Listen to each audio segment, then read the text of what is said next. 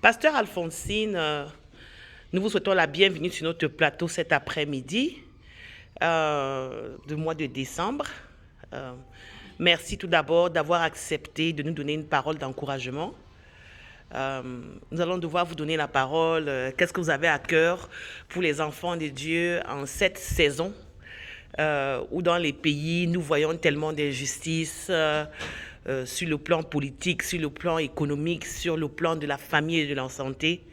Vraiment, juste ce que vous avez à cœur, quel que soit ce que le Seigneur vous met à cœur, nous aimerons entendre de lui cet après-midi au travers de vous. Merci. Merci, bien-aimé.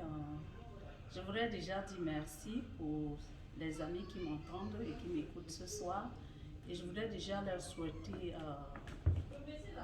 un agréable mois de décembre. Et je voudrais décréter et déclarer dans leur vie une pluie de grandes bénédictions dans toutes les ramifications de leur vie. Et je voudrais dire que là où vous êtes présentement, que le Seigneur vous bénisse et que sa bénédiction, la bénédiction de la fin de l'année, vous soit accordée abondamment. Donc ce soir, j'ai choisi un texte dans 2 Timothée 3, à partir du premier verset, qui décrit effectivement le temps dans lequel nous vivons aujourd'hui. Dans ce texte, il est écrit: sachez que dans les derniers jours, il y aura des temps difficiles, car les hommes seront égoïstes, amis de l'argent, fanfarons, hautains, blasphémateurs, rebelles à leurs parents, ingrats, irreligieux, insensibles, déloyaux, calomniateurs, intempérants, cruels, ennemis des gens de bien, traîtres, emportés, enflés d'orgueil, aimant le plaisir plus que Dieu, ayant l'apparence de la piété, mais reniant ce qui en fait la force. Amen. Et quand vous voyez, nous vivons exactement ce que décrit les temps, que décrit ce passage biblique. Et ce soir, je suis venue encourager quelqu'un. Parce qu'au-delà des temps difficiles dont nous faisons face, le Seigneur nous a promis un reste. Il a dit dans sa parole qu'il y aura toujours un reste. Donc pour moi, je viens ce soir vous encourager de ne pas avoir peur de ce qui est en train de se passer là dehors ou bien de ce qui va se passer.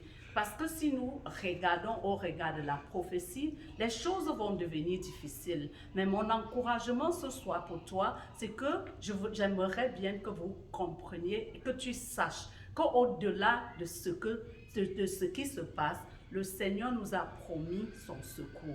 Un secours qui ne manque jamais dans la détresse. Et il a dit, les choses vont aller plus mal encore. Mais il a dit, ceux du peuple qui connaîtront leur Dieu agiront avec fermeté, ils seront forts et ils accompliront des exploits. Donc nous allons en face de ce qui se passe là dehors. Le Seigneur nous recommande d'être fermes.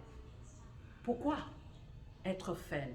Si je cite le passage de Hébreux 11, verset 1, la foi est une ferme assurance des choses qu'on espère et la démonstration de celles que nous ne voyons, des choses que nous ne voyons pas. Donc aujourd'hui, le chrétien authentique doit vivre sa foi, doit être ferme dans sa foi. Parce que si nous mettons de côté la définition de la foi en ce qui concerne notre quotidien, nous allons vivre avec notre 10%. Pourtant, le 10%, c'est l'homme physique. Nous avons besoin de rentrer dans le 90% de notre vie qui est tout à fait spirituel.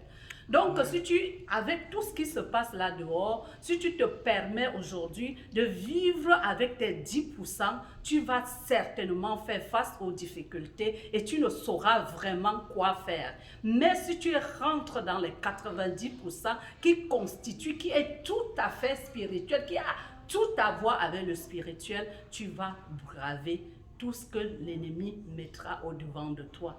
Donc, enfant de Dieu, sois fortifié, sois encouragé et ne t'effraie point de ce que nous vivons là dehors. Que la grâce et l'Esprit de Dieu, si un conseil, avant que je n'arrête